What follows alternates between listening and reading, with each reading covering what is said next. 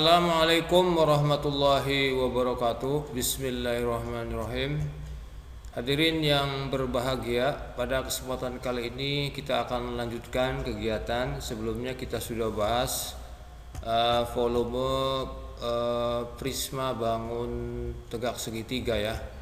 Untuk kali ini kita akan bahas cara menentukan volume pada bangun tabung ya. Perlu kita pahami tabung adalah bangun prisma juga yang alas dan tutupnya itu berbentuk lingkaran. Ciri-ciri tabung yaitu sebagai berikut. Ciri yang pertama itu memiliki 3 sisi, yaitu sisi alas dan sisi atas atau tutup, bisa juga permukaannya itu berbentuk lingkaran. Serta selimut tabung berbentuk persegi panjang. Kita lihat di sini ada sebuah tabung. Ini sisi atasnya atau permukaannya berbentuk lingkaran ya. Kemudian berikutnya sisi alas itu berbentuk lingkaran juga. Jadi ada 2 sisi, baru 2 sisi ya.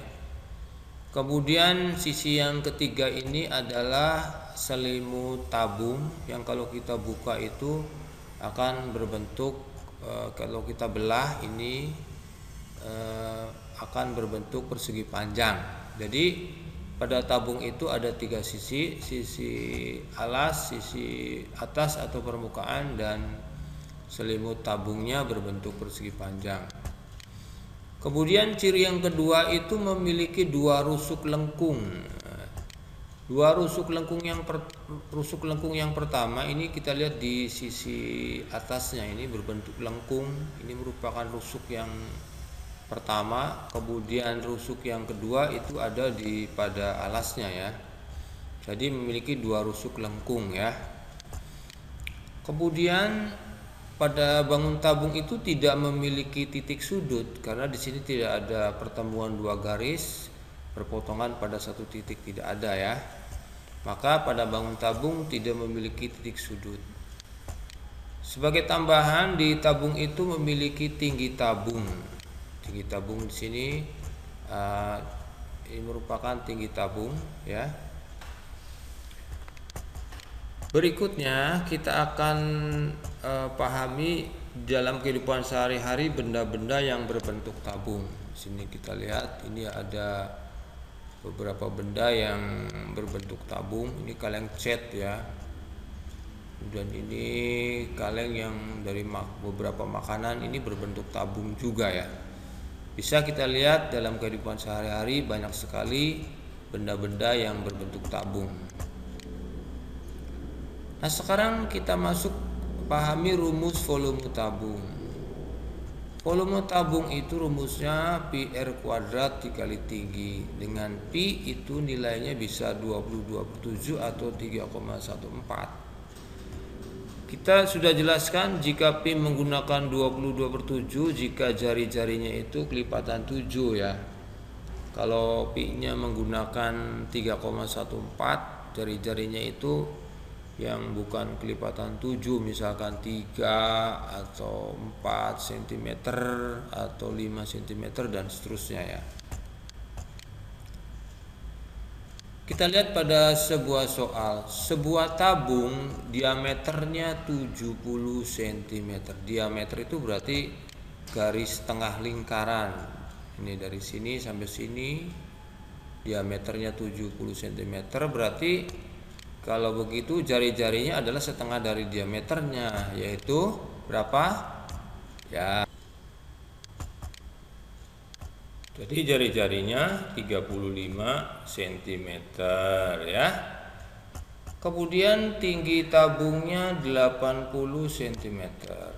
Kita lihat tinggi tabungnya di sini berarti 80 cm ya. Berapakah volumenya? Maksudnya berapa volume tabung ini ya? Nah, kita masuk pada rumus dulu. Volume tabung sama dengan pi R kuadrat dikali tinggi tabung.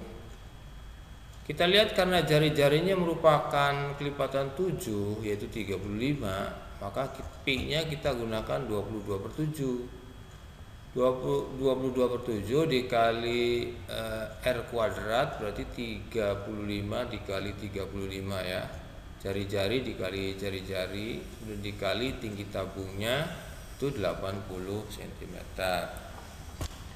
Nah, untuk mempermudah penghitungan kita lihat di sini 35 dibagi dengan 7, kita coret ya. 35 dibagi 7 hasilnya 5. Berarti kita tinggal mengalihkan 22 dikali 5 dikali 35 dikali 80 ya. Berarti 22 kali 5 dikali 35 dikali 80 ya. Berapa hasilnya? Hasilnya adalah 308.000 cm3. Atau bisa kita tuliskan dalam satuan desimeter kubiknya itu 308 desimeter kubik ya. Kita ingat pada perubahan dari centimeter kubik ke desimeter kubik itu naik satu tangga, berarti dibagi 1000 ya. Jadi 308.000 dibagi 1000 hasilnya 308 desimeter kubik. Kalau ditanyakan berapa liter, kita ingat bahwa 1 desimeter kubik itu senilai dengan 1 liter. Jadi kalau nilai 308 desimeter kubik sama juga dengan 308 liter ya. Demikian hadirin yang berbahagia, beberapa hal penting berkaitan dengan bangun tabung. Terakhir kita bahas tentang bagaimana cara menentukan volume tabung ya.